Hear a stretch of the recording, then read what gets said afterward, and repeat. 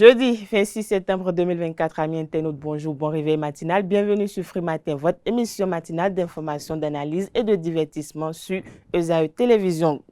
La routine, vous la connaissez si bien, à suivre dans un instant. La présentation d'une des journaux qui vous sera présentée comme à l'accoutumée par Abdelkader Achirou, suivi de la pensée du jour. Le bulletin matinal de ce jeudi matin sera une présentation de Anaël Dohou. Au sommet, le procureur spécial de la Cour de répression des infractions économiques et du terrorisme, Kriet Mario Metonou, a tenu un point de presse hier, mercredi, pour éclairer l'opinion publique sur l'arrestation de Oswald Omeki et d'Olivier Bokor et aussi de Dieudonné Tevroy. Le Conseil des ministres est tenu hier mercredi sous la présidence effective du chef de l'État, chef du gouvernement, son Excellence Patrice Talon. À suivre également dans ce bulletin matinal d'information quelques citoyens béninois qui opinent sur le fait de confier les enfants à des conducteurs de taxi-moto pour l'école. La page des sports de ce jeudi sera également une présentation de Anaël Dohou. Au sommet, le programme des autres matchs de la première journée de la Ligue Pro de football est connu. Le Conseil fédéral ordinaire de la saison sportive 2024-2025 de basketball va se tenir le samedi prochain. Plus de précisions avec le reporter sportif. La définition du jour de ce jeudi matin sera une présentation de Quentin Amoussou. Aujourd'hui, il nous fait découvrir l'expression « avoir d'autres chats à fouetter ». Juste après sa présentation, vous aurez droit aux prévisions astrologiques au regard des messages des astres recueillis pour vous, amis internautes. Les natifs du signe Lion paraissent les plus favorables ce 26 septembre, amis du signe. Votre leadership naturel et votre esprit d'initiative vous permettront de mener à bien vos projets professionnels et de motiver vos collègues. Pour conclure Free Matin de ce jeudi, vous aurez droit au panel de discussion avec les intervenants suivants: Abdelkader Achirou, Kales Kitome, Kanté Amoussou, Espero nous commun. On s'interroge à savoir si les internats sont un lieu d'éducation ou de dépravation de mœurs. Voilà ce qui est du sommet du Free Matin de ce jeudi. On retrouve Abdelkader Achirou juste après ceci.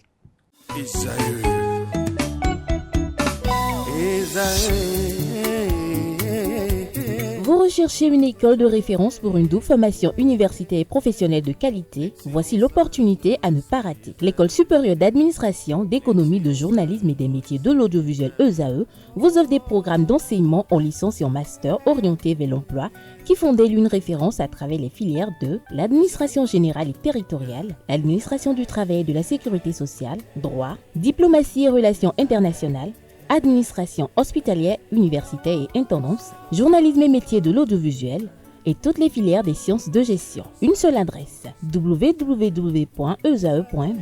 Rendez-vous dès maintenant sur nos campus ESAE Bedromende au numéro 90 93 65 21 ou au numéro 98 98 14 00. Paracourt sur le numéro 52 46 12 12. Aboumé-Calavi au numéro 52 88 44 44. Akpaka au numéro 52 88 33 33. ESAE, l'excellence à un nom.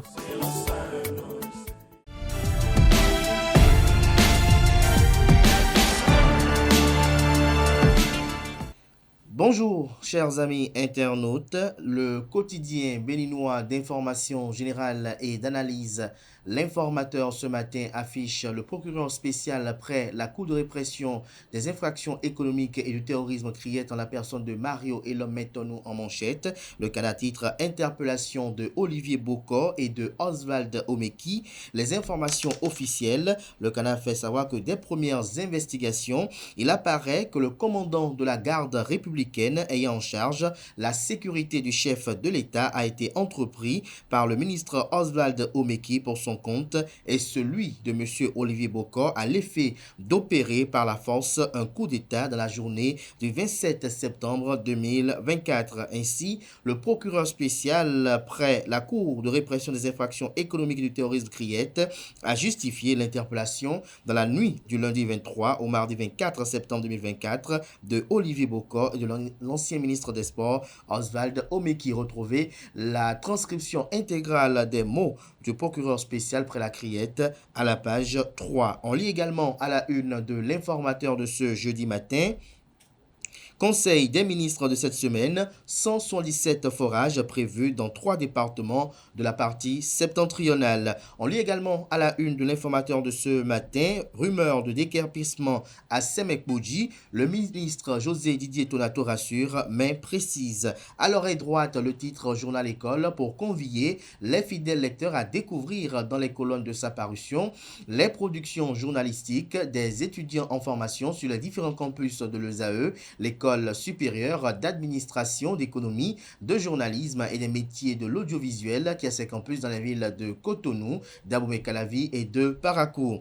Le quotidien national d'information ce matin manchette parle de l'exécution du programme d'action du gouvernement. La session des logements sociaux en vue, nous apprend le Canard. Retrouvez des précisions sur les informations disponibles actuellement à la page 3.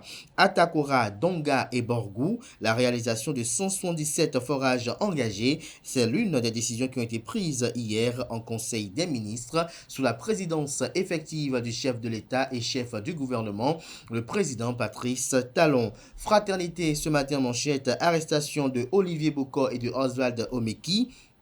Les précisions du procureur spécial, vous avez en illustration la photo du procureur spécial en question et à côté une image illustrative qui sert de preuve dans le cadre de ce dossier. Système d'approvisionnement en eau potable multivillage, la réalisation de 177 forages en vue dans les départements du Borgou, de la Takora et de la Donga.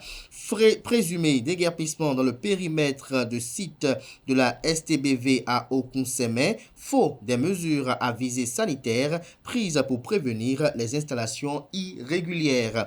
Le matinal à présent, tentative de remise en cause de l'ordre constitutionnel au Bénin, un coup d'État déjoué. Le Canard mentionne que Olivier Boko, Oswald Omeki et Tevou Edjre ont été interpellés. Le procureur spécial près la Criette livre les premiers éléments de la procédure. La thèse d'un acharnement politique écartée. Patrice Talon reprend la main vers une redistribution des cartes sur l'échiquier politique national. Oswald Omeki, dans un cul-de-sac, son avenir politique compromis. L'éventuelle candidature de Olivier Boko en 2026 hypothéquée. Le gouvernement s'en remet à la justice. Matin libre à présent, interpellation de Olivier Boko et de Oswald Omeki. Les clarifications du procureur spécial de la Criette. Les prévenus accusés de tentative de coup d'État. Le Béninois libéré nous libère ce matin manchette, affaire coup d'État manqué, des complices de Olivier Boko, une dizaine de noms de députés cités, chacun d'eux avait perçu 25 millions de francs CFA pour organiser le soutien au gouvernement militaire de transition. Retrouvez des précisions à la page 3. On peut lire également à la une de Le Béninois libéré de ce matin. Proposition de 1,5 milliard pour renverser Patrice Talon, la preuve que Olivier Boko ne pesait rien. On peut lire également à la une de Le Béninois libéré de ce matin, communiqué Bénin, la Croix-Rouge béninoise et le CICR renforcent la résilience des populations vulnérables dans le nord du pays. L'événement précis, quant à lui, plus explicite, déclaration du procureur spécial près la Criette suite à des arrestations. Patrice Talon échappe à un coup d'État. Des révélations du procureur spécial contre Oswald Omeki et Olivier Boko. Ils sont accusés de préparer un coup d'État contre le président Patrice Talon le 27 septembre 2024. Une faute somme de 1,5 milliard de francs CFA retrouvée au domicile de l'ancien ministre Oswald Omeki. Un compte en banque ouvert à Abidjan avec un versement de 105 millions de francs CFA. Les enquêtes se poursuivent pour identifier toutes les autres personnes impliquées. Lire l'intégralité de la déclaration du procureur spécial Mario Elam Metonou. Le porte-parole du gouvernement, Wilfried Elian-Ngbedi, invite à faire confiance à la justice de notre pays. Les avocats de Oswald Omeki et de Olivier Boko dénoncent des dérives graves. Entretien avec Aude Elvis Adeloui, DSI de l'enseignement supérieur. Les clarifications sur le recrutement des aspirants du supérieur. 1500 candidatures envoyées au ministère de la fonction publique dans le cadre du recrutement des aspirants. Le premier premier quotidien économique du Bénin, l'économiste, quant à lui, parle de crise alimentaire en Afrique entre urgence humanitaire et défis structurels. On découvre à présent le Figaro national, déclaration du procureur spécial après la criette. Olivier Bokor et Oswald Omeki voulaient renverser Patrice Talon demain. Le confrère de l'événement du jour ce matin, tentative d'atteinte à la sûreté de l'État, Oswald Omeki et Olivier Bokor au cœur du dossier. Le procureur et l'homme Mario Metonou livrent les premiers éléments d'appréciation qui vous sont publiés également à la page 3. Autonomisation financière des femmes de la ville de Cotonou. Le maire de la ville de Cotonou, Luc Setondier Atrokpo, maire président de l'Association nationale des communes du Bénin ANCB, également président de sa fondation éponyme, appuie les femmes vendeuses de 5 arrondissements de la ville de Cotonou. Retrouvez des détails sur les initiatives dans ce sens avant et après. Des détails dans les colonnes de la parution de ce matin du journal. L'affiche du jour nous affiche ce matin à sa une séjour d'une délégation de la mairie de Porto Novo à Lyon. Le financement de la phase 2 du projet Porto-Novo Ville Verte acté. On découvre à présent la une de Soleil Levant, logements sociaux et économiques au Bénin. Le gouvernement fixe les coûts de cession. Les bénéficiaires peuvent accéder à la propriété de leur logement sur une période de 25 ans. L'État dans la dynamique de promouvoir l'accès au logement pour tous. On découvre à présent l'emblème du jour qui titre ce matin à sa une. Présumé complot contre la sûreté de l'État. Les clarifications du procureur Mario Elom Metonou sur l'affaire Olivier Bokor et Oswald Omeki, les preuves qui noient les amis d'hier de Patrice Talon, les regards des Béninois tournés vers la criette demain. Patrice Talon doit faire un ménage rapide autour de lui, estime le Canard. Une dissolution imminente du gouvernement, recommande le confrère. L'œil du Bénin pour boucler ce matin.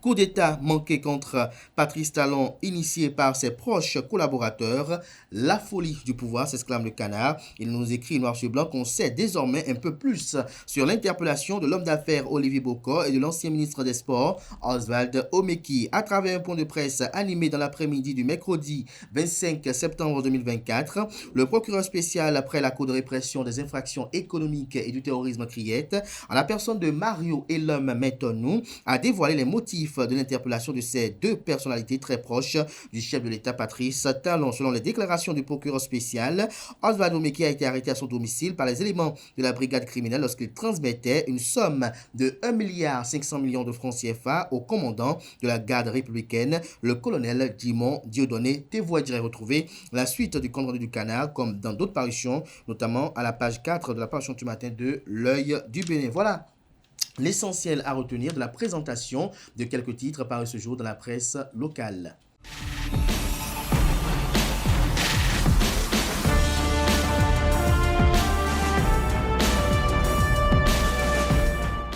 La pensée du jour, c'est avec Abdelkader Achirou. Bonjour.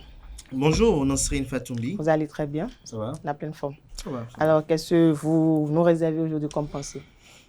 C'est pratiquement la même qu'hier. Allez-y. Chers amis internautes, bonjour.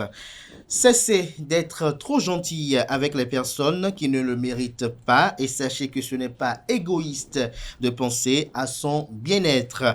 Car nous vivons aujourd'hui dans un monde où il est nécessaire de dire non, où il est important de se protéger contre les personnes toxiques ou ceux qui nous veulent du mal. Ne vous sentez pas coupable de refuser ou de dire stop ou encore de dire la vérité sur les autres lorsque c'est nécessaire. Seules les personnes réellement égoïstes et toxiques,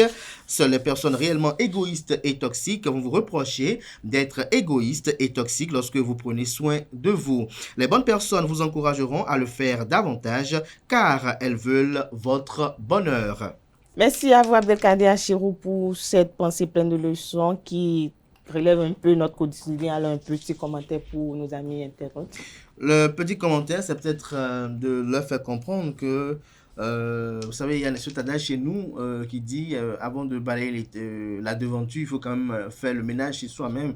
Et donc, il faut être dans toutes les facultés qui visent quand même à promouvoir son bien-être, le bien-être de soi. Et c'est ce que j'ai essayé de dire ainsi bien. Je vais peut-être le reprendre une dernière fois pour que, puisque c'est en français, chacun puisse mieux comprendre. Je dis: cessez d'être trop gentil avec les personnes qui ne le méritent pas et sachez que ce n'est pas égoïste de penser à son bien-être.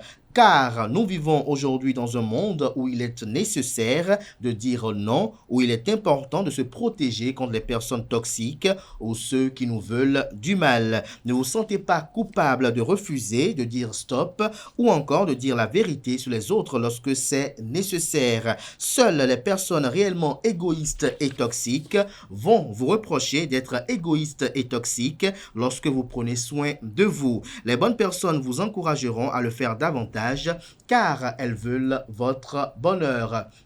C'est-à-dire en quelque sorte que ce qui vous fait faire du bien, ce qui vous amène à vous sentir bien, lorsque les gens qui vous entourent voient le faire, ils se disent tout de suite, ce qu'elle fait, ça la fait bien et ils vont vous encourager forcément. Mais les personnes qui, eux, veulent vous utiliser ou qui peut-être font preuve les de envieux. ruse, les envieux également font preuve de ruse, ou ceux qui parfois ne se comportent pas bien. Vous savez, même dans les environnements du travail et d'autres, il y a parfois des comportements qui nous gênent et qui bouleversent notre paix, notre tranquillité. Lorsque vous pouvez gérer, vous pouvez supporter, allez-y. Mais lorsque à un moment donné, vous êtes dans une situation d'inconfort au point où mentalement, physiquement, vous ne vous sentez pas bien, il faut prendre le courage et dire stop et dire la vérité en face, comme je le disais tantôt. Voilà. Merci une fois encore, Abdelkader Achiro, pour ce commentaire. On se retrouve tout à l'heure pour le panel de discussion. Merci.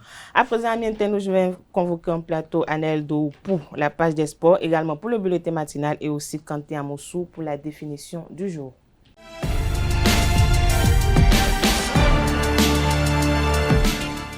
Le bulletin matinal d'information, c'est avec vous, Anaël Dou. Bonjour. Bonjour à vous, Nasrine Fatoumbi. La définition du jour, c'est avec vous, Kanté Amoussou. Bonjour. Bonjour, Nasrine. Pour rester avec moi, on va quand même retrouver Anaël Dou pour le bulletin matinal d'information suivi de la page d'espoir. Alors, Anaël Dou, le procureur spécial de la CREAT, Mario Metonou, a tenu un point de presse hier mercredi pour éclairer l'opinion publique sur l'arrestation de l'ancien ministre des Sports, Oswald Omeki, et de l'ami proche du président Olivier Bokor et du commandant Dieudonné Tévroy-Diré. Le colonel Dieudonné Tévroy-Diré. Le colonel Dieudonné Tévroy-Diré. L'arrestation de l'homme d'affaires Olivier Bokor, de l'ex-ministre des Sports Oswald Omeki et du colonel Dieudonné Tévroy-Diré mouille toujours l'actualité. Suite aux interpellations de ces derniers, le procureur spécial de la Cour de répression des infractions économiques et du terrorisme CREAT, Mario Metonou, a livré hier mercredi 25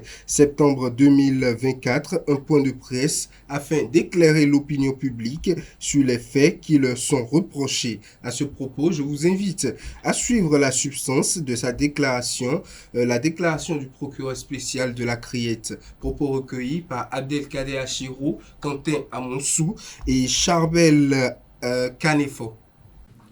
Dans la nuit du 23 au 24 septembre 2024, un peu après 1h du matin, l'ancien ministre des Sports, M. Oswald Omeki, a été interpellé au moment où il transmettait 6 sacs remplis de billets de banque au commandant de la garde républicaine.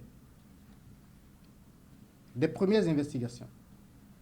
Il apparaît que le commandant de la garde républicaine, ayant en charge la sécurité du chef de l'État, a été entrepris par le ministre Oswald Omeki pour son propre compte et pour le compte de M.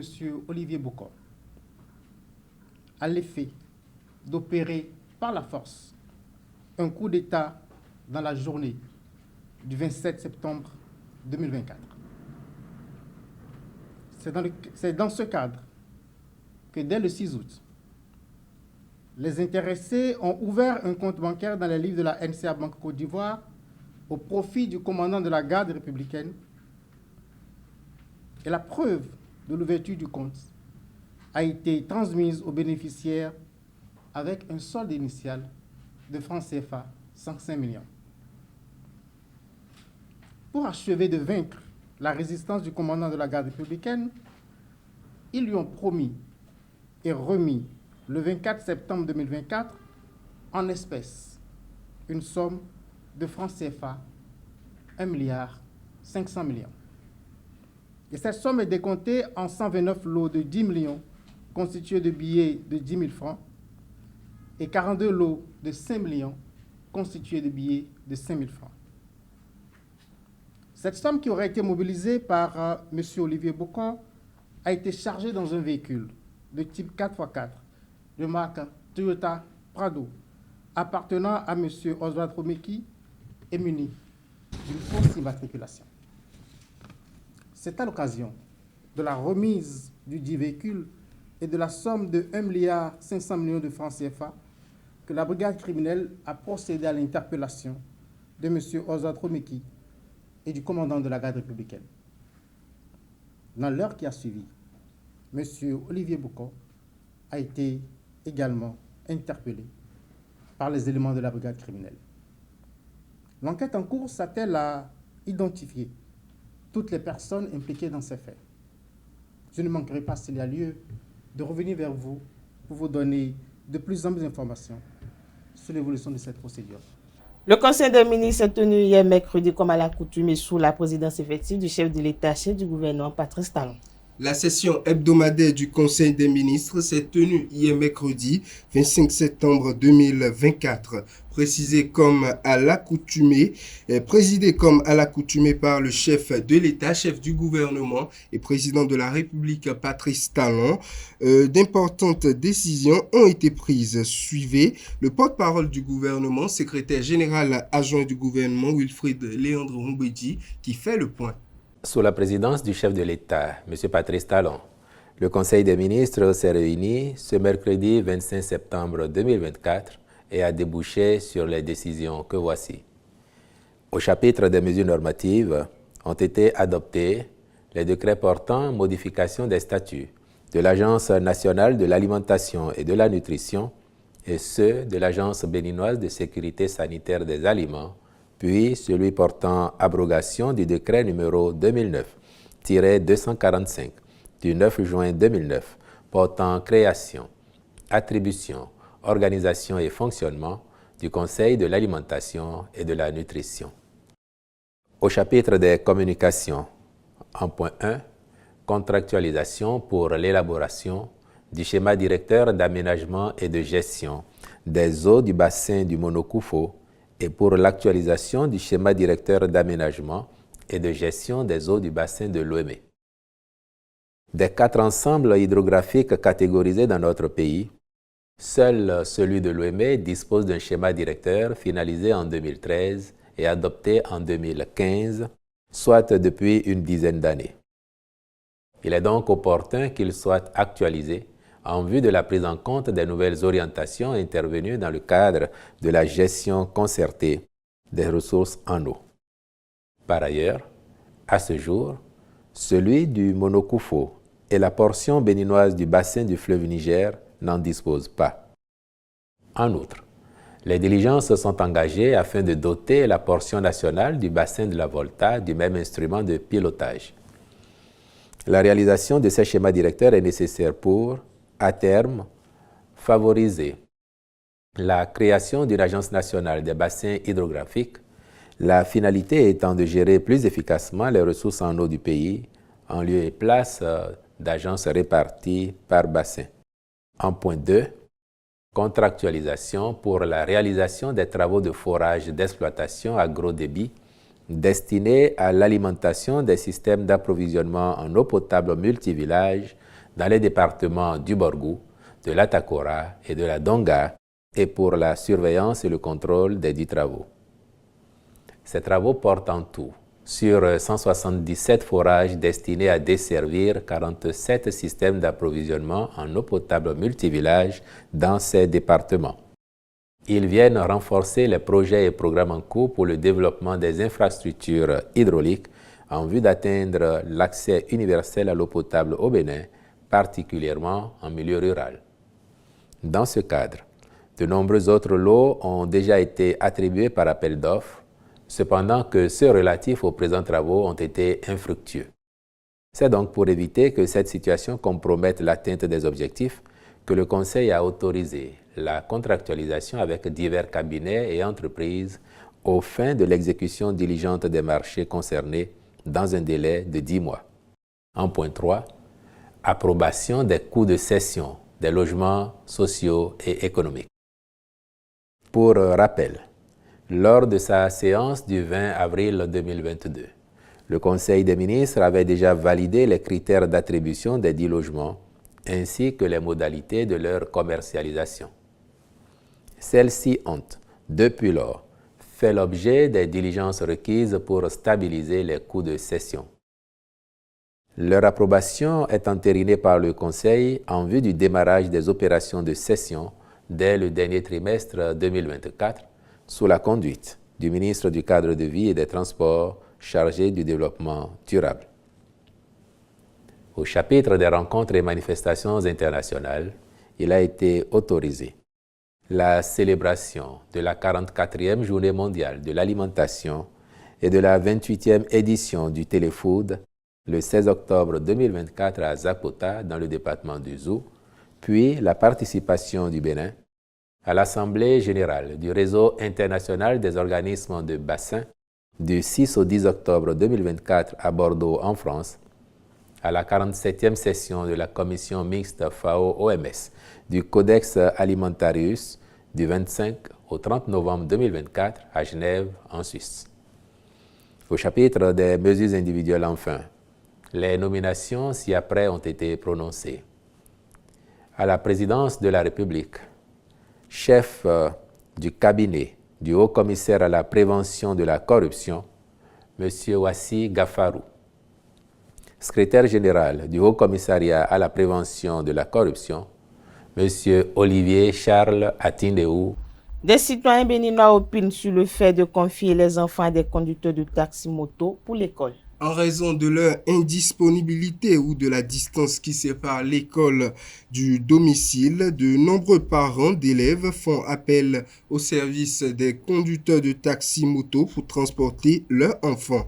Alors que la rentrée scolaire vient de débuter, cette question est au cœur des préoccupations, notamment en ce qui concerne la sécurité des enfants. À la question de savoir à qui confier son enfant entre un conducteur de taxi-moto ou les bus en commun de l'école, quelques citoyens de la ville de Cotonou ont répondu à cette interrogation au micro de Nasrine Fatombi et de Francis Farami. Je préfère confier mes enfants propres au transport commun qu'a créé l'établissement que de donner ces enfants-là aux étudiants. Moi, je préfère ce qui est plus sécurisé que ce qui n'est pas plus sécurisé. Quand il y a un bus scolaire pour l'établissement, déjà, il y a quelque chose de sécurité, d'assurance déjà. Il y a les taxis de ville là, les taxis qu'on appelle Bénin, taxi Bénin aussi, c'est bon, mais je préfère plutôt qu'on ne s'accroche pas trop à ça, qu'on trouve un autre moyen. C'est une bonne initiative pour les ZEM. Si vous connaissez les émigrants, c'est bon. Qui prend ton enfant et le ramener en sécurité. Les transports en commun, pas totalement parce que ça a beaucoup d'aléas. Les transports en commun ne tiennent pas en compte vraiment de nos programmes. Par moment, il arrive que les enfants soient un peu en retard parce qu'ils doivent attendre qu'un lot d'enfants ou les quorums soient atteints. Et il y a aussi beaucoup d'escales qui peuvent facilement fatiguer les enfants. Ce partenariat est moins cher, mais je suis un peu inquiet de la manière dont ces émigrants conduisent leurs émigrants. C'est pas sécurisé, hein? Confier l'enfant à un ZEM, est-ce que le ZEM est assuré? Quelle est l'assurance du ZEM qui couvre cet enfant en cas de danger, ou en cas d'accident? Quelle est l'assurance du ZEM qui peut couvrir cet enfant? Il y a ça aussi. Moi, personnellement, je n'ai pas confiance aux émigrants. Les émigrants, c'est un monde que moi, je n'ai pas confiance. Si l'école crée un transport commun pour des enfants pour venir à l'école, je préfère ça que de confier ça à un émigrant. Les causes et les solutions pour l'insécurité sur l'université de Parakou, on en parle. Toujours dans le cadre éducatif, la rentrée universitaire à Parakou. La question de la sécurité sur le campus revient sur le tapis. À l'université de Parakou, de nombreux étudiants témoignent d'agressions, de vols et de violences aux alentours. Une situation qui inquiète la communauté universitaire. Quels sont les réels dangers auxquels sont confrontés les nouveaux bacheliers? Quelles sont les mesures à adopter pour assurer leur sécurité? Élément de réponse dans ce reportage signé Marcel Poti. L'université de Parakou, porte d'entrée vers un avenir prometteur pour les nouveaux bacheliers, cache cependant des réalités bien plus sombres. Alors que la rentrée académique approche à grands pas, il est crucial que ces nouveaux bacheliers soient informés des dangers qui guettent tant sur le campus qu'aux alentours. L'insécurité y est un problème préoccupant et ignorer ces faits pourrait mettre en péril leur bien-être et leur réussite académique. Le premier danger auquel ils seront confrontés est sans doute celui des agressions nocturnes. De nombreux étudiants rapportent avoir été victimes d'attaques souvent violentes, notamment en sortant du campus à la tombée de la nuit. La ruelle longeant la clôture de l'université et menant à l'ERTB Parakou est tristement célèbre pour sa dangerosité. De jour comme de nuit, les étudiants y sont fréquemment dépouillés de leur smartphone et même de leur engin. Les alentours du marché Tchakitiban ainsi que les voies de Baka sont aussi réputées pour être des zones à haut risque où les vols sont très fréquents. Le manque d'éclairage public et la présence d'individus malveillants transforment ces lieux en véritables pièges pour les plus imprudents. En parallèle, les abords du campus sont également le théâtre d'agressions sexuelles, particulièrement sur des étudiantes rentrant seules. Ces agressions souvent perpétrées dans l'obscurité laissent les victimes sans défense face à leurs agresseurs. Afin de prévenir ces tragédies, il est essentiel de toujours se déplacer en groupe et de signaler tout comportement suspect aux autorités locales. Le vol de moto constitue également un problème majeur pour les étudiants. Ces engins principaux moyens de déplacement sur le campus disparaissent régulièrement. Les zones de stationnement mal surveillées deviennent des cibles faciles pour les voleurs. Pour prévenir ce type de vol, il est conseillé aux étudiants d'utiliser les cadenas robustes et de toujours privilégier les espaces bien éclairés pour garer leur engin. Par ailleurs, un autre phénomène favorise indirectement ces vols, la vente de smartphones entre étudiants ou à des inconnus. Cette transaction facilite l'écoulement des téléphones volés, encourageant les voleurs à poursuivre leur activité. Il est donc primordial de sensibiliser la communauté estudiantine à cette réalité et de limiter au maximum ces achats suspects.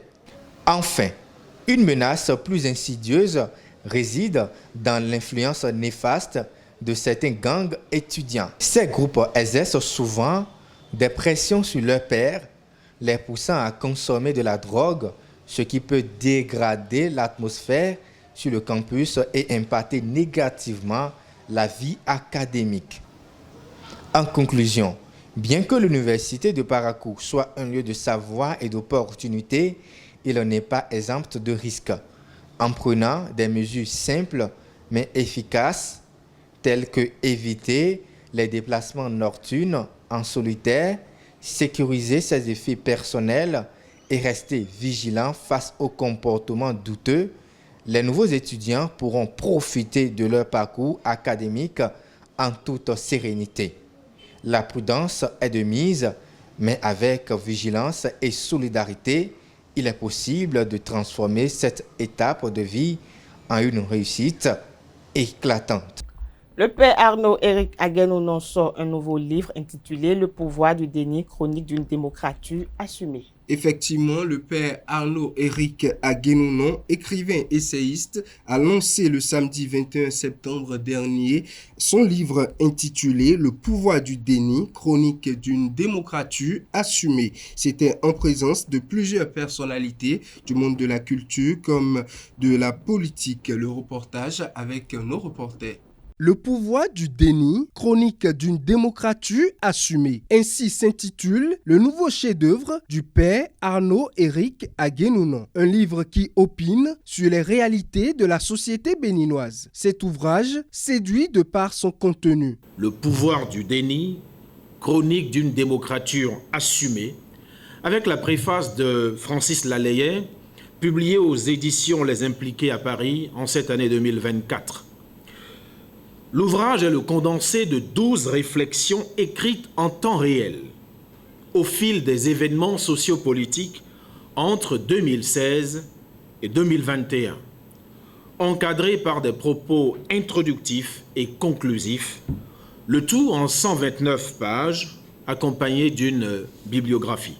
Cet ouvrage est la concrétisation de plusieurs années de réflexion et d'observation de l'analyste et philosophe politique Arnaud-Éric Aguenounon. Pour lui, c'est l'heure de la reconnaissance. La reconnaissance est une vertu essentielle, structurante de la volonté de donner aux autres ce que l'on a reçu.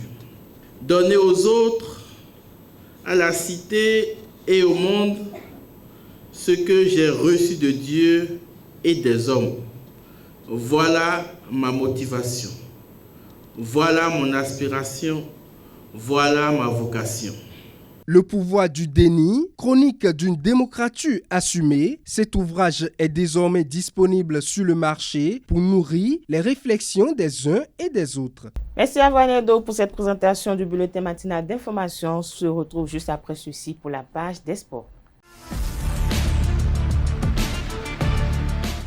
La page des sports, c'est avec Vaneldo. Bonjour à nouveau. Bonjour à nouveau, Nasrine Fatoumbi. Le programme des autres matchs de la première journée de la Ligue Pro de football est connu. Effectivement, après le match d'ouverture qui s'est tenu le samedi 21 septembre 2024, opposant les Panthères de Djougou aux Buffles du Borgou, match qui s'est soldé sur le score de 0 but partout. D'autres matchs sont prévus pour le compte de la première journée, notamment dans la poule A.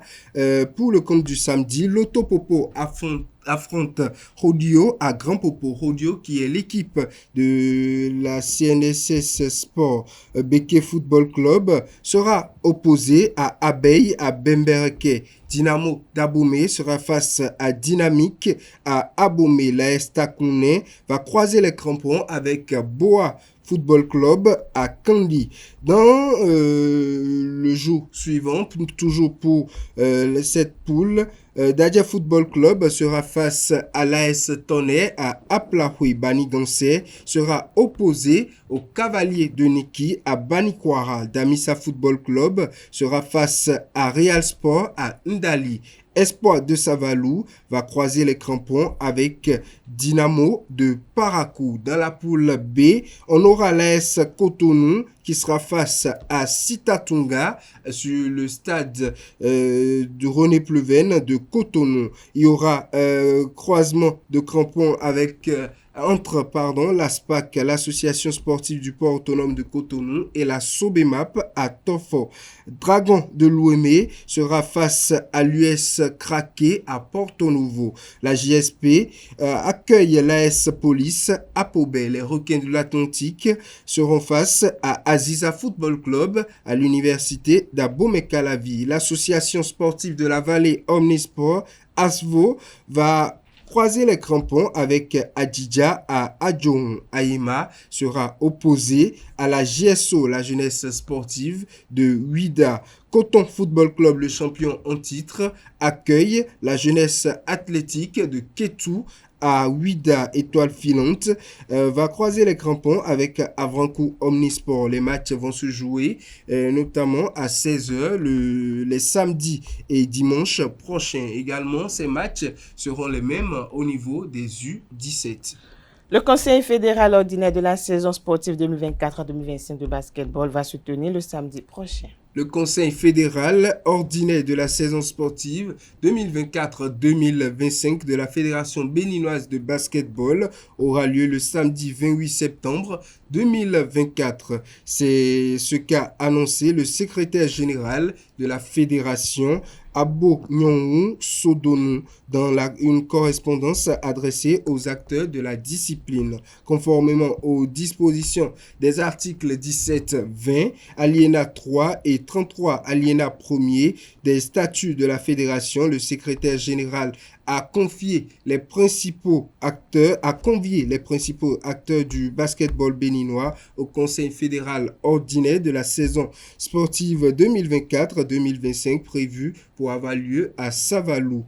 Ce rendez-vous est d'ores et déjà confirmé aux membres du comité exécutif de la fédération, aux représentants du comité exécutif de ligue, également aux représentants des comités exécutifs des districts et aux délégués des associations sportives affiliées et actives, au directeur technique national DTN, au président des commissions fédérales. Au cours de ce conseil, il s'agira pour le président Ismaël Onifade et son équipe de convaincre les différents acteurs de la balle orange de la nécessité de poursuivre les différentes réformes afin de conduit à bon port le renouveau de cette discipline. Par ailleurs, le comité devra donner de nouvelles orientations. Outre les réformes, le programme d'activité de la fédération pour le compte de la saison à venir devrait être exposé aux acteurs pour passer une saison sportive relaxe. Ce conseil fédéral sera aussi l'occasion pour les acteurs du basketball de faire des observations pour poursuivre le processus de professionnalisation du sport et de définir la date de démarrage de la Ligue professionnelle de basketball. Adidja HBC s'active dans la préparation du championnat d'Afrique des clubs champions.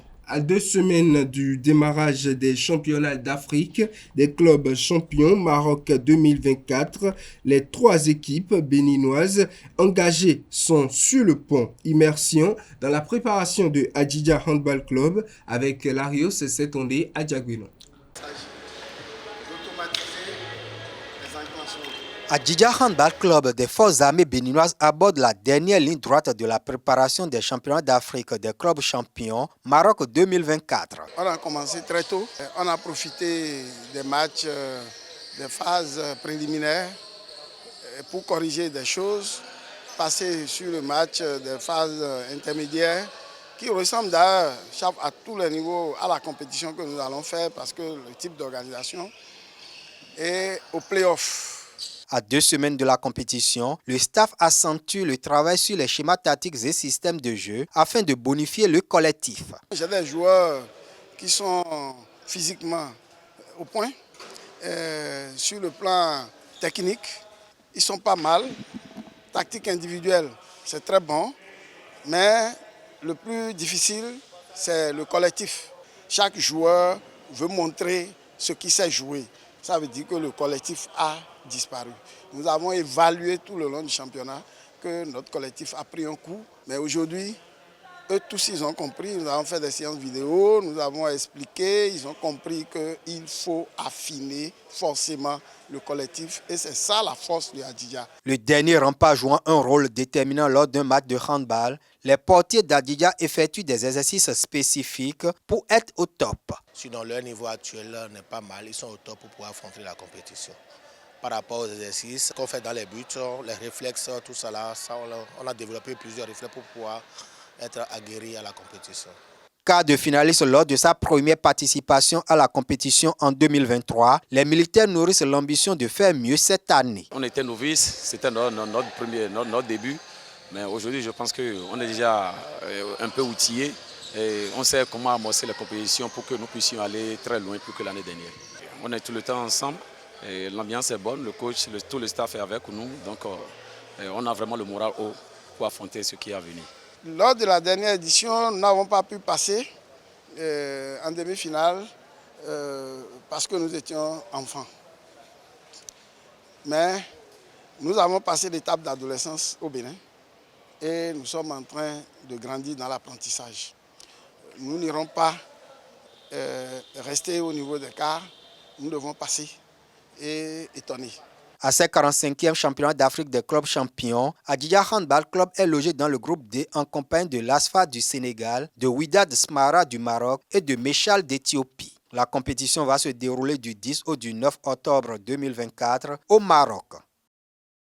Sidikou Karimou, le président de la Fédération béninoise de handball, a rendu visite hier mercredi, une visite opinée aux militaires d'Adidja Handball Club afin de les galvaniser. Suivez-le au micro de nos reporters. Nous sommes venus, le responsable de l'organisation et moi au nom de la fédération, pour voir comment vous préparez la Coupe d'Afrique. Nous sommes venus manifester notre soutien à Adidja, pour vous dire de continuer sur la lancée. L'année passée, à Brazzaville, vous avez mis un référentiel. Ça veut dire que vous n'avez pas le droit de faire moins que ça, vous devez faire plus que ça.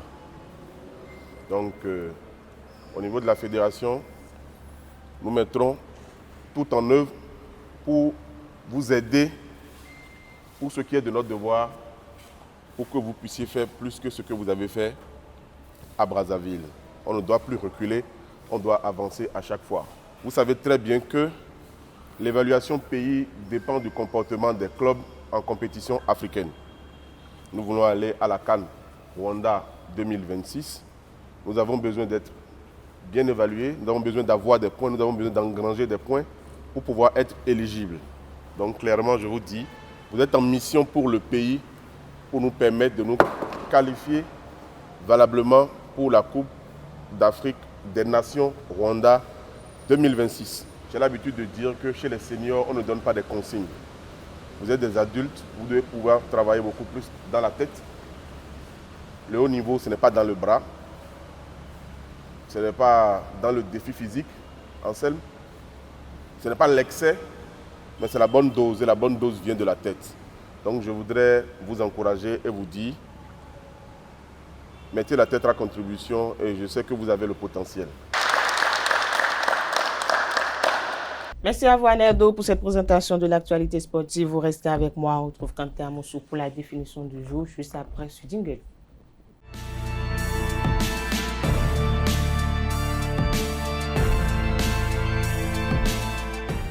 La définition du jour, c'est avec vous, Quentin Amoussou. Bonjour à nouveau.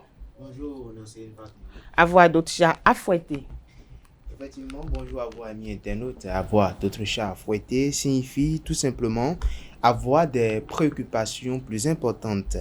Au XVIIe siècle, lorsque l'on voulait figurer que quelque chose n'était pas grave, on disait qu'il n'y avait pas de quoi fouetter un chat. C'est de cette expression que provient avoir d'autres chats à fouetter, qui signifie que l'on a des préoccupations beaucoup plus importantes que celles dont on nous entretient, des affaires plus pressantes à régler, des sujets plus sérieux à débattre ou encore des problèmes plus graves à résoudre. Les anglo-saxons, eux autres, disent avoir d'autres poissons à frire. Amis internautes, voilà la meilleure façon de garder une expression et de l'employer dans les tout prochains jours. C'est tout pour la définition de ce matin. Merci à vous, Quentin Amoussou. Mais dites-moi, il vous arrive d'avoir d'autres chats à fouetter? Oh oui, beaucoup plus souvent. Mais disons que pour l'instant, ce que j'ai de plus important à faire, c'est plutôt de servir une belle définition à nos amis internautes. Anelou, vous arrive d'avoir d'autres chats à fouetter?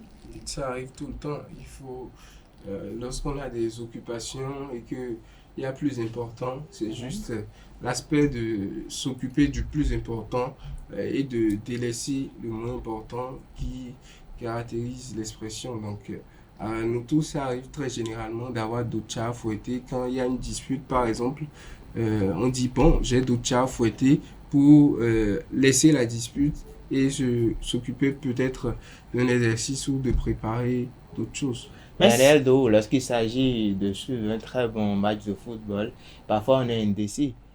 On n'arrive pas tout de suite à décider. Très souvent, ça dépend. Ça dépend de l'équipe. Championnat, oui, mais quand c'est un match d'une équipe nationale. Je sais que c'est tiré à l'avance. Je crois que j'ai plutôt d'autres chats à fouetter en laissant ce match-là. En tout cas, moi, je suis souvent indécis. Surtout quand il s'agit des matchs de nos guépards qui parfois nous déçoivent, mais qui nous apportent également de belles victoires. Merci une fois encore, Quentin Amoussou, pour cette belle présentation. Merci une fois encore, Anaël Dourou. Quentin Amoussou, on se retrouve tout à l'heure pour le panel de discussion.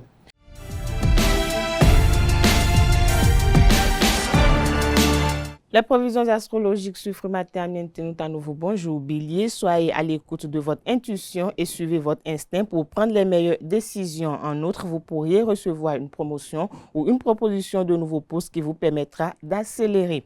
Chers Taureaux, n'ayez pas peur de sortir de votre zone de confort et d'explorer de nouvelles voies pour vous épanouir aussi bien dans votre vie personnelle que professionnelle. Gémeaux, faites confiance à votre intuition et à votre intelligence pour faire face aux défis et saisir les opportunités qui se présenteront à vous. Natifs du signe Cancer, ne craignez pas de mettre en avant vos compétences pour montrer votre capacité à relever les défis. Vous faites preuve d'une grande persévérance et d'un sens aigu des responsabilités dans votre travail. Lion, votre leadership naturel et votre esprit d'initiative vous permettront de mener à bien vos projets professionnels et de motiver vos collègues. Chers amis vierges, ne laissez pas les soucis du quotidien vous envahir et prenez le temps de vous accorder des moments de détente et de plaisir pour vous ressourcer et vous épanouir. Balance à présent, cultivez l'art du lâcher prise et de la légèreté pour profiter pleinement des instants précis de cette journée. Amis Scorpions, apprenez à canaliser votre énergie et à l'utiliser de manière constructive pour vous épanouir. Vous pourrez être amené à prendre des décisions importantes. Sagittaire, osez sortir des sentiers battus et explorer de nouvelles voies pour enrichir votre expérience et stimuler votre créativité. Si vous êtes du signe Capricorne, ne craignez pas de vous montrer plus ouvert et communicatif pour vous rapprocher de votre entourage et nouer des relations enrichissantes. Avant-dernier signe du zodiaque, amis Verseau, votre créativité et votre capacité d'innovation sont des atouts majeurs pour vous démarquer au cours de cette journée. Poisson, pour finir, apprenez à vous écouter, à vous faire confiance pour vous guider dans les choix et vos décisions, tant sur le plan professionnel que personnel. Voilà, c'est tout pour le message des astres. À présent, on installe le panel de discussion avec Abdelkader Achiro, Quentin Amoussou, Espérons-nous Commun et Calès Kitoma.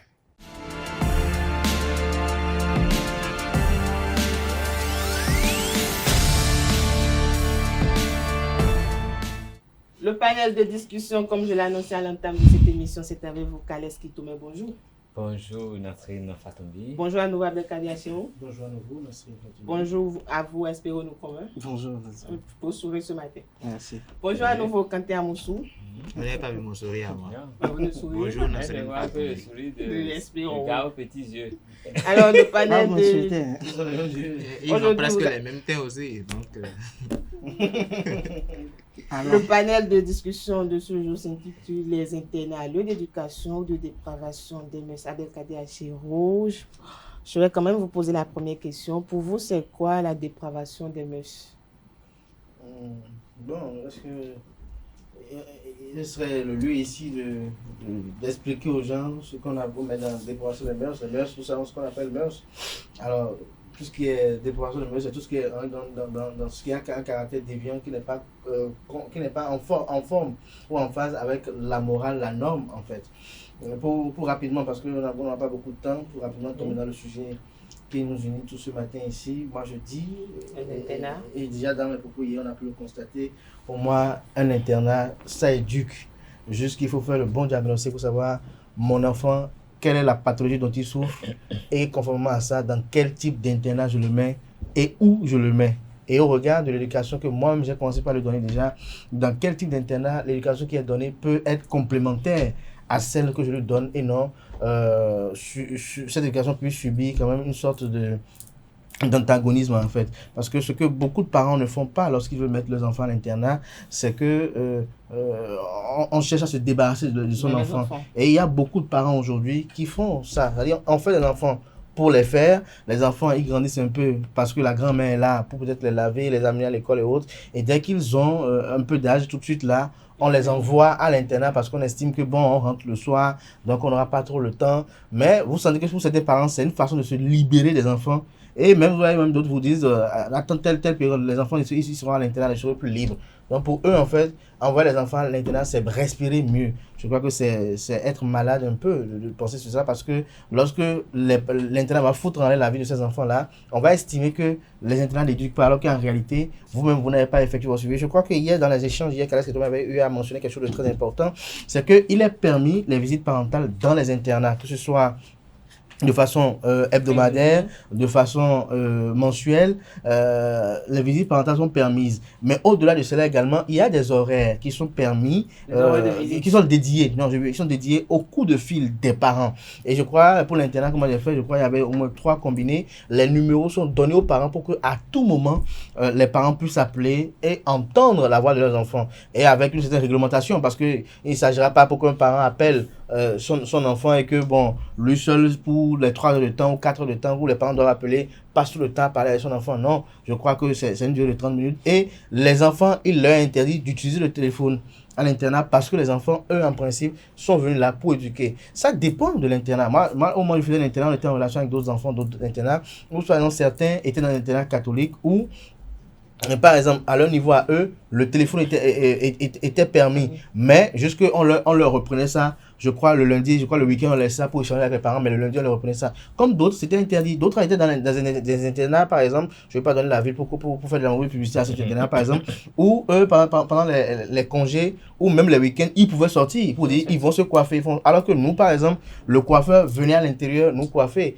Et exceptionnellement, lorsque le coiffeur était malade et qu'on devait choisir notre coiffeur, c'était des internes les plus dociles comme moi, par exemple. Ceux qui... Ah, quand même revenu sur ce sont eux qui sortaient pour aller, pour amener les autres vers votre petite histoire le coiffeur. On va revenir. Docilité ou bien quel mot? On va quand même revenir sur la docilité d'Abdelkader tout à l'heure. Et espérons-nous combien, dites-moi, un internat pour vous, est-ce ça éduque ou c'est un lieu de dépravation? D'abord, dites-moi, vous avez vécu à l'internat ou vos cousins ou cousines ont vécu à l'internat? Donc personne dans ma famille n'a vécu à l'internat. Donc vous n'avez jamais mis pied dans un internat? Il draguait peut-être des filles qui sortaient d'un internat. Jamais. Mais je me rappelle, j'ai fait un WIDA. Il y avait un internat là, donc on pouvait avoir des échos de ce qui se passait à l'intérieur quand nos camarades venaient en classe et tout. Déjà, moi, je vais dire, pourquoi on voyait forcément les enfants à l'internat? Moi, je pense que d'entrée, c'est le refus des parents. C'est-à-dire, les parents ne veulent pas avoir le courage d'assumer leurs responsabilités. Ils veulent aussi avoir, genre, j'ai fait un enfant, bon, je veux avoir aussi ma liberté, donc je préfère caser l'enfant quelque part et avoir la liberté de sortir la nuit comme je veux et autres. Mais après, qu'est-ce que l'enfant devient? Moi, je veux beaucoup plus parler dans le sens de la psychologie de l'enfant. Vous savez, l'enfant qui a eu, et je crois, Quentin l'a dit, ou je ne sais pas qui, l'a dit sur le plateau, que l'enfant qui a grandi dans un environnement où il y a plusieurs personnes, un environnement familial et autres, a une autre vision de la vie qu'un enfant qui a grandi à l'internat. L'internat, c'est tout un mélange, en fait. C'est un peu comme au campus. Oui. Tout est mélangé, genre il y a les gosses de riches, les gosses de moins riches et autres. Et les gosses de riches peut-être peuvent venir avec des tablettes qui coûtent au moins 1 million, 3 millions. Et toi, peut-être que bon, on t'a juste casé là pour que tu puisses voir la vie autrement en fait. Comme on essaie de t'éduquer à la maison et puis tu n'arrives pas à tempérer, là on te case. Et puis tu restes là, on est sûr que les surveillants vont mettre les bâtons et puis bon, tu vas, l'éducation ça va passer. Je pense que c'est une très mauvaise décision que les parents ont l'habitude de prendre depuis que moi j'entends parler d'internat. Je dis pourquoi moi par exemple, pour ne pas personnaliser le débat d'ailleurs, moi j'ai pas grandi vraiment avec mes parents, mais j'ai grandi auprès d'une tante que je peux aussi appeler une forme d'internat en fait. Et elle ne vous laissait pas sortir bien vous? Non, ça dit, non, c'est pas qu'on te laissait pas sortir, mais on a ton emploi du temps. On sait l'heure à laquelle tu sors de l'école, l'heure à laquelle tu dois être à la maison. Et s'il y a urgence à l'école, et les activités pédagogiques? Non, le problème c'est que toi-même tu peux te créer des urgences. Ça dit que tu peux sortir à 16h et rentrer peut-être à 19h. Mais le souci, c'est quoi? Quand tu rentres à 19h, si tu es censé préparer, c'est que ça t'attend en fait. Tu reviens à 19h, tu fais la cuisine pour tout le monde. Tu puises de l'eau pour mettre à la douche pour tout le monde en fait. Et à 5h déjà, vous voyez aussi, ça c'est aussi d'autres formes d'internat. Et tout ça, ça isole l'enfant de ses parents. Ça crée une forme de solitude, ça crée une forme de... Après, quand on parle de dépression et autres, ça c'est aussi une forme de dépression. Hein. Il y a des gens qui... Oui, si. Il y a des enfants qui sont isolés de leurs parents et après quand ils se retrouvent, il y a des parents même aussi qui ne maîtrisent vraiment pas leur enfant. Ils disent, ouais, je te connais, mais en réalité, il ne connaît pas vraiment son enfant. Parce qu'il n'a pas grandi avec lui, en fait. L'enfant a fait tout son truc là. Bon, comment je vais dire, son adolescent peut-être à l'internat. Il connaît telle personne, il va copier des comportements. Comme Abdelkader l'a dit tout à l'heure, il y a de ces internats qui permettent à ce que les parents viennent rendre visite à leurs enfants, même que ce soit pendant le week-end, même pas appel téléphonique. Ça peut aller quand même. Non, c'est du leurre. C'est du leurre. Il faut mais comment vous savez que c'est du leurre vu que vous n'avez pas vécu? Non, mais moi je vous ai expliqué, moi, ce que moi j'ai eu avec lui, c'est aussi une forme d'internat en fait. Oui, mais vos parents venaient quand même chez votre mais si mes parents viennent, vous savez, quand vous êtes auprès d'une personne, que ce soit à l'internat et autres, l'accueil qu'on a avec vous, quand vos parents, en présence de vos parents, c'est différent. Hein. Ah oui, il est gentil, ouais, je suis très bien. Non, mais ça, c'est pas un bon parent, ça. Non, c'est pas une question si quelqu'un fait ça, c'est un hypocrite, il est méchant, il est mauvais. Non, il faut qu'on arrive à rassurer vos parents que vous êtes bien entretenus. Pas devant vous. Ça, c'est les coulisses. Devant vous, c'est la rigueur. Quand on veut vous éduquer, on ne peut pas vous sourire quand vos parents sont là. C'est pas du tout bien. Je dis non. C'est méchant même. Après, ça dépend. Ça dépend pas. Si. Ça veut dire que vous éduquez l'enfant avec deux différentes voies. Quand les parents ne sont pas là, la rigueur est différente. Quand les parents sont là, c'est une autre. Il faut que les parents sachent de quoi ils vivent. Il faut que la communication soit unique. Pour que l'enfant puisse comprendre qu'il n'est pas l'objet d'une brimade. Quand on le fait comme ça, l'enfant peut se dire, c'est parce qu'on me brime qu'on change d'attitude quand mes parents sont là. Et là, c'est déjà fait de lui un rebelle. Il peut devenir un rebelle. Là, c'est quand l'enfant réfléchit. Vous savez, il y a un enfant qui ne réfléchit pas. Les enfants réfléchissent mieux que toi. À cet âge-là, on ne se rend pas encore vraiment compte de tout. Non, si, tu te trompes. Non, si. Tu as éduqué combien d'enfants? L'enfant va t'expliquer ce que tu n'as jamais compris. Non, si. À l'âge là, on ne se rend vraiment pas compte. Quand il s'agit des enfants placés ou des domestiques, parce qu'ils savent très bien qu'ils sont maltraités, mais en présence des parents, ils sont obligés de sourire, démontrer aux parents que bon, l'enfant est... Si c'est ça, il faut pas bien ici. Honnêtement, si c'est ça, c'est pas bon. Alors, qui te met les internats? Bon, vous savez, quand nos parents nous parlaient, l'idéal c'était d'être à l'internat à leur époque. Parce que l'internat offrait des cadres idéaux pour l'éducation et la formation des enfants. Et les gens se battaient pour que les enfants puissent y accéder. C'est les meilleurs qui allaient à l'internat. Les meilleurs qui, comme aujourd'hui on va au hôpital militaire et tout, les meilleurs allaient à l'internat. Et souvent les internats étaient tenus par des religieux et pour la plupart du temps étrangers. Donc c'est toute une autre éducation. Mais aujourd'hui, ça s'est déjà nationalisé et ce n'est plus forcément le même contexte. Les internats, je le dirai toujours, il y a un avantage sérieux en ce qui concerne l'organisation. Parce que quand vous êtes dans un internat sérieux, l'heure du réveil là, c'est écrit. L'heure à laquelle il faut... Il y a des internats qui ne sont pas sérieux. Bon, moi je sais de quoi je parle. Je sais qu'il n'y a pas ça dans tous les internats. L'heure du réveil, c'est écrit. L'heure à laquelle il faut aller à la douche, c'est écrit. L'heure du petit déjeuner, c'est écrit. L'heure des révisions, écrite. Tout ce qu'il faut faire. Le déjeuner, la sieste, le goûter, l'heure des études. Après l'heure des études, on ferme la salle des études. Est-ce que vous comprenez ce que je dis? Oui. Quand on a fini de manger, on ferme le réfectoire. Donc, tout est planifié et ça vous oblige à avoir une organisation parfaite, avoir un calendrier, un emploi du temps que vous savez respecter. Et l'heure de la télévision, les jours de télévision est connu. Et vous y allez, quand l'heure là passe, quel que soit ce qui se passe, tout le monde est au lit. L'heure de la prière est également connue. Ça, c'est un avantage sérieux en ce qui concerne l'organisation, surtout si toutes les conditions s'y prêtent. Et à l'internat, il y a une rigueur. À la maison, vous pouvez faire un repas, l'enfant a dit, moi, je ne mange pas.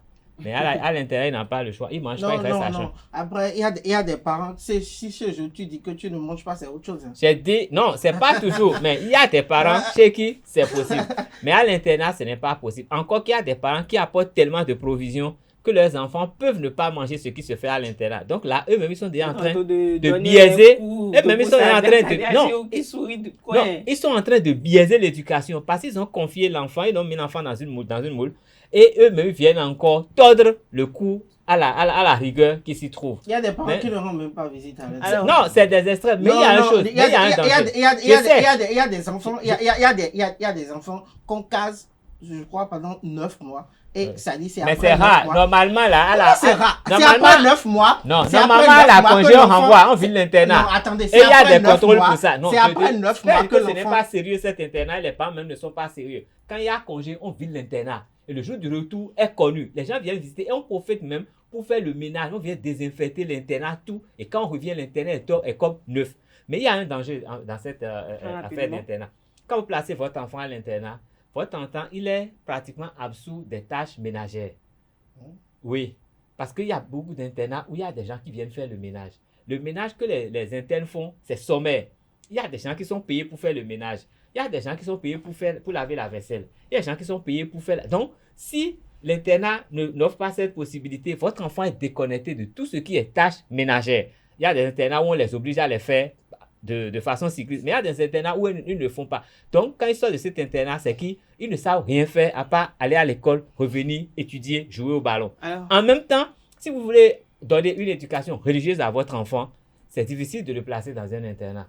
Parce que ce n'est pas sûr qu'on fasse comme vous voulez. Si vous êtes musulman, vous mettez votre enfant dans un internat catholique, moi, je ne veux pas faire de comparaison. Il ne peut jamais faire les saintes prières. Est-ce que vous comprenez ce que je dis? C'est très compliqué parce que lui, il n'a pas... J'ai fait une école catholique et j'ai vécu avec ceux qui sont... Non, vous n'avez pas fait l'internat. Vous pouvez le faire, mais vous n'avez pas la possibilité. La possibilité qu'on vous donne, c'est de faire ce qui est prévu dans l'internat. Donc, ça fait que vous ne pouvez pas... Non, je vous dis, ça veut dire que vous ne pouvez pas assumer cela comme vous l'auriez fait à la maison. Il est même obligé d'aller faire la prière avec les catholiques. Parce qu'à l'heure de la prière, on doit le voir dans la salle de prière. Alors que peut-être s'il était avec vous, il n'allait pas le faire comme ça. Donc, si vous voulez mettre l'enfant dans un internat, il faut être sûr que cet internat, c'est vraiment ce que vous voulez pour votre enfant et ne pas interférer après. Parce que quand il y a des changements, si ce n'est pas comme on veut, on interfère. Quand on interfère, tout est foutu, on a perdu l'enfant. Alors, quand tu es à Moussou, pour ou contre les internats? Je ne dirais pas pour, je ne dirais pas contre Vous êtes non plus. mitigé. Bon, en quelque sorte, sans prêter allez-y. le mot de certaines personnes. Mais je pense quand même que ceux qui amènent, les parents qui amènent leurs enfants dans les internats ont quand même de bonnes raisons. Kales Kitome a décrit les rigueurs, l'organisation. Et je pense que... Avez-vous vécu une fois dans un internat de vos cousines? Je n'ai pas l'air, je ne peux pas vivre dans un internat. Vous n'avez pas l'air de ceux qui ont vécu dans un internat, moi, je ressemble à quoi? Non, mais vous savez que ils ont, je vais dire, une certaine rigueur. Non, je ne vais pas parler. Comportement, oui, mais pas pathologie. Parce que pathologie, ça décrit déjà quelque chose qui est négatif. Mais voilà. Donc, ils ont une certaine rigueur. Ils sont souvent tranchés. Ils ont des principes, des règles qui sont propres à eux et qu'ils n'aiment pas souvent qu'on essaie de transgresser. Je ne vais pas dire défier, mais pas transgresser les règles. Vous avez des principes tous autant que nous ici. Nous avons tous des principes. Et je disais tantôt que ces parents ont quand même leur raison d'envoyer leurs enfants à l'internat parce que s'ils sont à la recherche de cette rigueur-là, de l'organisation parfaite que Kales Kitome vient de décrire, c'est qu'ils trouvent quand même que c'est bon d'envoyer l'enfant là-bas parce que ça va quand même l'aider à se recrader. Et je me rappelle un peu dans ma zone, il y avait un petit junior dans le quartier où j'ai entendu après qu'il était parti à l'internat. Mais l'internat à Cotonou et les parents sont encore à Cotonou. Et je me dis, mais quel est l'intérêt alors? Et après, j'ai compris que ça m'a discuté avec ma maman aussi, quand elle disait, oh, il est trop récalcitrant. Donc, c'est la raison pour laquelle le papa... qui va le recadrer. Voilà, le papa l'a envoyé à l'internat.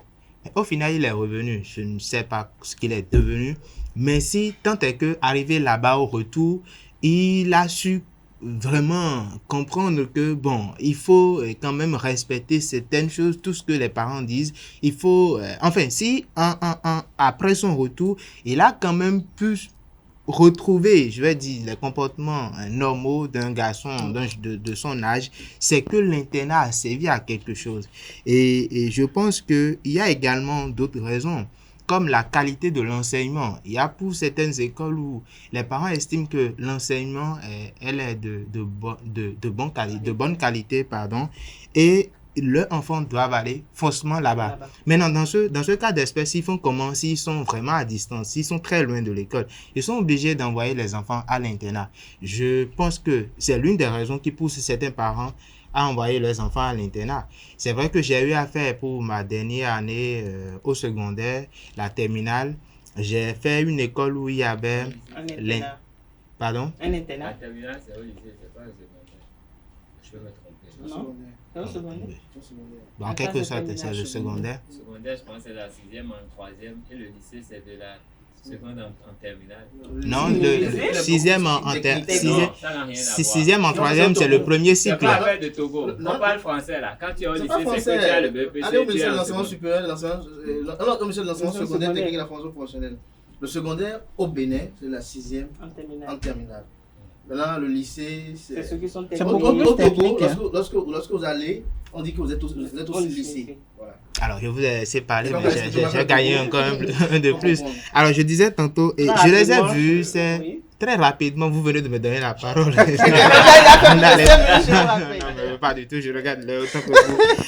Et donc, je voyais ces camarades-là qui allaient à l'internat, mais je pense que l'une des choses que ça rapporte un peu plus aux enfants, c'est le savoir vivre ensemble. Ils arrivent à quand même être social parce que au sein d'eux, ils ont cette cohésion-là. Ils sont tout le temps soudés.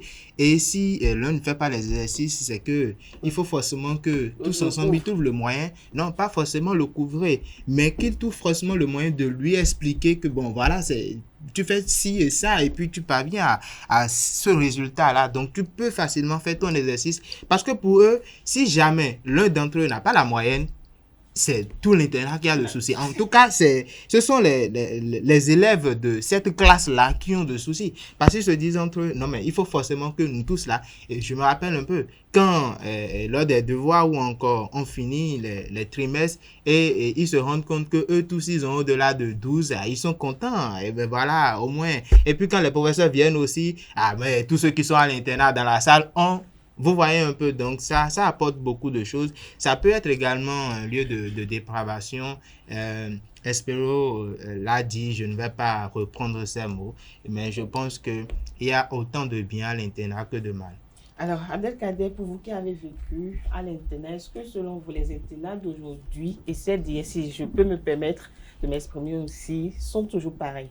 Non, je n'ai plus fréquenté d'interne aujourd'hui, mais je peux vous dire tout ce qui est de mon expérience. Une petite anecdote? Anecdote, oui, Nasrine Fatoumi, si vous voulez, je vais vous en donner quelques-unes, mais je tiens à vous faire savoir d'abord que moi, j'ai connu l'internat, j'ai connu les internes à Sakété, par exemple, à l'école coranique Ansar l'Islam pendant 7 ans, et j'ai fait aussi 3 ans à Comé, à Momona, par exemple. J'ai eu le bac là-bas, par exemple. Mais je tiens à vous dire qu'avant d'arriver à Comé pour ma seconde, j'ai fait 3 fois la 4e, 3 fois la 3e. Et à l'internat, j'ai pas pu redoubler. C'est pour vous dire qu'il y a quand même quelque chose de positif. Je vais commencer par mon expérience au niveau de l'école coranique.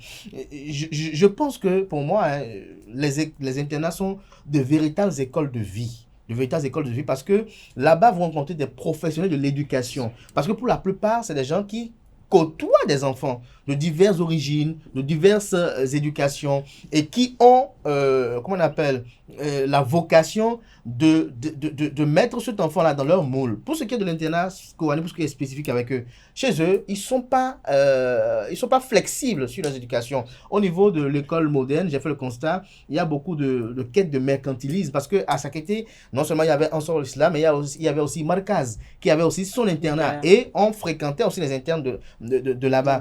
Mais ce qui est là-bas, c'est clair. C'est-à-dire que, par exemple, je donne un exemple simple, par exemple, tous les matins, on devait se réveiller à 4 heures. Parce que de 4 heures à 5 heures du matin, on vous demande, on vous exige de faire des prières pour votre bien-être, pour votre âme, pour que demain, vous puissiez récolter les fruits de ces prières-là. Parce qu'on estime que les prières aussi, pour qu'elles soient exaucées, lorsque les ports spirituels ne sont pas bouchés, les prières sont exaucées. Et donc, parfois, on estime que lorsque vous avez un âge donné, c'est-à-dire à partir de 20 et quelques ans, et que vous côtoyez la femme, vous arrivez à commettre des actes, que les ports spirituels sont tellement bouchés que les prières que nous faisons parfois, même les purifications que nous faisons, ne sont pas avec des faits. Mais l'enfant qui a peut-être 7 ans, 8 ans, 9 ans, 10 ans, 13 ans, 14 ans, 15 ans, on estime qu'il pêche moins et donc que sa prière est susceptible d'être plus accepté. Donc, on lui demande de 4h à 5h de se lever pour. Donc, on vous réveille à 4h. Mais si vous ne vous réveillez pas à 4h, on ne vous en tient pas rigueur. Mais à 5h du matin, lorsque l'alpha vous réveille. Et le réveil, c'est comment? On vous appelle chacun.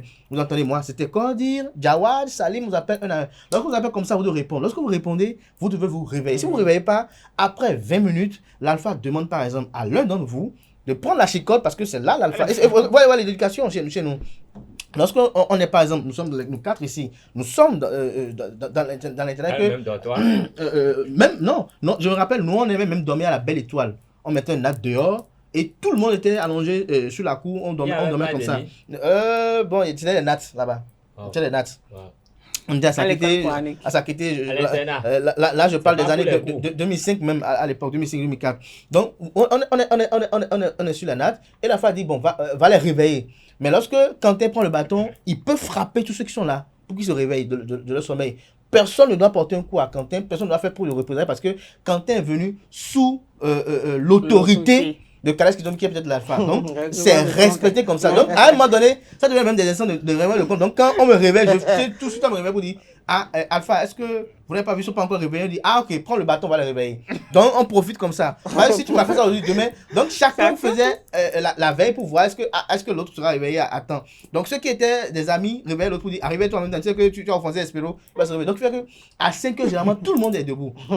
Et à des moments donnés, tellement on a été habitué au cours de 1 an, 2 ans, qu'à un moment donné, naturellement, délibérément, tout le monde se réveillait à cette heure-là. Je quitte ce pan-là. Lorsque il y a un enfant qui, lui, parfois, estime que lui veut s'entêter, lui veut montrer que lui n'accepte pas cela, parce que lui est ceci, on essaye de faire le redressement possible, mais à un moment donné, peut-être en pleine année scolaire, parce qu'à l'école coranique, on permet d'aller à l'école normale. En pleine année scolaire, on marque un arrêt, on appelle, on convoque vos parents, on vous livre à vos parents pour dire, nous, on ne veut pas être responsable de ce que cet enfant-là est en train d'être. C'est pas que nous sommes des blancs-seins, nous qui avons fait là-bas. On allait marauder, on allait faire beaucoup de choses. C'est vrai, on nous donnait à manger, on faisait certaines choses. Mais on avait quand même cette volonté d'explorer parce que on était livré à l'école de la vie. L'école de la vie. Je dis c'est important l'école de la vie parce que là, vous prenez vous-même en charge. Et vous savez, vous apprenez à vivre en société. Vous apprenez que dans la société, on n'est pas tous de la même origine, on n'a pas tous la même éducation, mais on est appelé à cohabiter, on est appelé à vivre ensemble. Et donc, tant que, ce que vous devez avoir comme esprit, c'est que tant qu'il n'a pas quelque chose de véritablement méchant contre moi, contre mon épanouissement personnel et professionnel, donc je dois composer avec lui pour atteindre nos objectifs. Donc on était ensemble à un moment donné, on allait faire les casses en cours, on allait peut-être faire un peu de maraudage et autres, mais on se faisait des rivalités parce que là-bas, n'oubliez pas l'école coranique, lorsque vous passez de la 6e en 5e, c'est que celui qui est en 5e peut venir faire des cours à ceux qui sont en 6e lorsque le maître n'est pas encore là. Parce qu'on estime que le processus de passage là-bas est tellement rigide, est tellement corsé que pour passer, c'est-à-dire c'est les meilleurs qui passent. Et donc, à ce moment donné, ça réveille en l'enfant une sorte d'intelligence. C'est vrai qu'en nous, il y a toujours des brebis galeuses. On en parle au culture ainsi. Il y a toujours des cas où, malgré que le fait qu'on renvoie, c'est peut-être l'enfant d'un grand imam de Porte-Nouveau, c'est peut-être l'enfant d'un grand imam de Cotonou, et bon, on veut l'envoyer, mais le père, voilà, qu'il est quand même, il fait partie par exemple du bureau de l'Union islamique du Bénin, ou bien le père est peut-être le neveu de... Donc, il y a toutes les interventions, donc on essaie de gérer, mais... Je tiens à vous dire que là-bas, lorsqu'on veut vous frapper, on frappe comme ça. Mais lorsque je viens dans les internats modernes et autres, il y a un peu plus de liberté. Mais, dans le même cas, je dis une chose, je crois que je l'avais dit au cours de ma première intervention, c'est aux parents à lui-même de diagnostiquer pourquoi j'envoie mon enfant à l'internat. Je vais répondre à quelque chose que Calais a dit hier, qu'il avait trouvé anormal, le fait qu'il trouve anormal, c'est même bien. Comment il peut rester à Cotonou et envoyer mon enfant à l'internat à Cotonou? Parce que des parents qui, à un moment donné, ne savent plus comment éduquer leurs enfants parce qu'ils ont commis des erreurs. L'enfant est devenu un problème, il ne sait plus comment faire. Il veut mettre l'enfant à l'internat, il n'a pas beaucoup de moyens. Et ils se disent que lorsque je mets mon enfant, par exemple, à Ouida ou à Grand Popo, c'est des ressources pour aller le voir. Parce qu'il faut seulement aller chercher les vivres et aussi se déplacer. Donc, pour ne pas avoir cette contrainte-là, ils y vont. Mais je tiens à dire aux uns aux autres et à ceux qui me suivent que mettre un enfant à l'internat, pour moi, c'est une gage de ce que cet enfant-là puisse quand même avoir certaines valeurs et aptitudes à être autonome dans la vie. Je pense même à être autonome dans la vie. Je ne pense pas des internats parce qu'il y a des internats qui gâtent les enfants. Les internats où les enfants mangent des plats huppés, Les internats dans lesquels... La qualité du repas ne joue pas, c'est le reste qui Non, joue. Non, ça joue beaucoup plus. Je vais vous expliquer par exemple. Moi, mon père est un pilote d'avion. Je peux vous dire, le train de vie que moi j'avais, j'avais des toilettes sanitaires, mais quand j'étais arrivé à Sakété, c'est soit dans la brousse, ou la voie directe, ou dans les WC ordinaires. Avant de venir à Sakété, forcément. Et ça vous a pris du temps avant de vous adapter à l'application. Non, et là, il faut savoir avec quelle feuille vous torchez. Oui. Vous torchez avec d'autres feuilles, vous avez envie de vous arracher l'anus. Vous voyez un peu? Et donc, c'est aussi une éducation donnée. Vous laissez ça tomber de côté. Vous venez à l'internat. Moi, j'ai déjà mangé l'haricot rouge avant de venir à Sakété. Mais j'ai connu d'autres. Et c'était ça. Soit tu manges ça, ou tu restes à jeun. Et tu risques de mourir à jeun. Parce que tout le monde le fait, en fait. Vous savez, Ekal a dit quelque chose de tout à l'heure qui était très important. Devoir n'éduque pas un enfant. Lorsqu'on constate, et ça, c'est les bons internats, ça. Lorsqu'on constate que vous êtes un handicap vous-même, en tant que parent, à l'éducation de votre enfant, on vous empêche de voir l'enfant. Si vous ne voulez pas céder, on vous livre votre enfant, mais on vous retourne tout votre argent. Ça, c'est l'internat aussi que j'ai fait. L'internat qu'on avait fait, par exemple, à Comé, le monsieur était directeur d'école, il a travaillé pour l'enseignement secondaire, je crois, mais ses enfants vivaient dans l'internat avec nous. Ses enfants avaient des chambres dans l'internat avec nous, avec pratiquement les mêmes commodités. C'est pour nous montrer que c'était pas sanitaire, c'était ordinaire. C'était dans des moyens précaires, des gens qui quittaient des gens carolés qui venaient, c'était comme ça. Et on se servait, vous imaginez, on se servait entre nous. C'est-à-dire qu'on fait une liste de services, de repas. Le lundi matin, c'est Nasrin qui sert le thé. À midi, c'est Quentin qui sert le riz au gras. Le soir, c'est qui sert la pâte. On sait qui fait mais le couvert d'abord. Et qui lave après. Non, ça c'est encore les internats, encore des bourgeois. Tu vois un peu. On met le donjon là, à la fenêtre, on ferme la fenêtre. Celui qui doit servir prend le donjon. Maintenant, ça dépend de sa moralité. Et puis servir ses amis. Bien. Et parce que Francis ou Espero ne lui sourit pas bien, il peut ne pas bien les servir. Et donc, ça développe certaines habitudes où, à des moments donnés, même quand on n'est pas d'accord avec quelqu'un, on cherche à ne pas être d'accord pour être d'accord avec lui, pour s'entendre avec lui. Donc, ça développe tellement d'attitudes. Parfois, vous voyez des gens, quand est-ce qu'ils ont évoqué ça hier, on fait des marchés pour dire, bon, par exemple, je te plus de l'eau pour que tu te laves, pour que tu puisses me donner le plat d'abord. Moi, j'aime beaucoup le plat d'abord, mais la ration qu'on va me donner. Donc, il y a tellement d'habitudes et tellement. L'enfant cherche à quitter sa zone de confort. Je tiens à le dire, l'enfant essaie de quitter sa zone de confort pour aller chercher mieux. Lorsque par exemple tu viens à l'internat, tu vois que il y a d'autres choses. Lui là, le lait, comment il peut faire? Je cherche à faire marcher. Et ça développe les aptitudes de l'enfant à la survie de la vie. Parce qu'il se dit, il faut. Mais c'est quand on va mettre leurs enfants dans des internats qui n'existent que pour l'argent, dans des internats qui sont construits sur des lieux hantés, c'est-à-dire des lieux où peut-être il y a des esprits qui dérangent les enfants. Les enfants tombent tout le temps en transe. Et que, je tiens à le dire, les promoteurs de ces internats-là ne prennent pas de prédisposition spirituelle pour sécuriser les enfants. Moi, je me rappelle bien, ça ne manque pas dans les internats. Mais je rappelle que dans notre internat, ça se passe, dans les minutes qui suivent, c'est maîtrisé pour ne pas créer la terreur dans l'esprit des enfants.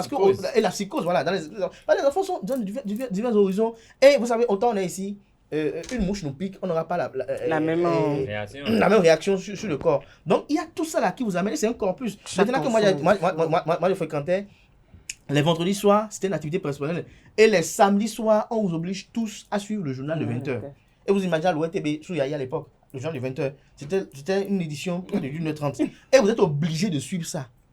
Vous devez suivre. Et à l'époque, je me rappelle bien, Prévert Noutéou était, je crois, le frère de Robert Noutéou, qui était notre professeur de philosophie. Et lui, le lundi, quand il vient nous voir, il dit, qu'il a appris qu'on a sur le journal, qu'est-ce qu'on a vu? Qu'est-ce qu'on a... C'est-à-dire, il avait dit pour qu'on puisse dire que, bon, on a vu son frère, à la télé. Qui a bien présenté. Mais vous devez suivre ça jusqu'à l'heure. Et quand le journal finit, maintenant, sur les feuilletons, vous voyez déjà, à l'intérieur, c'était facultatif.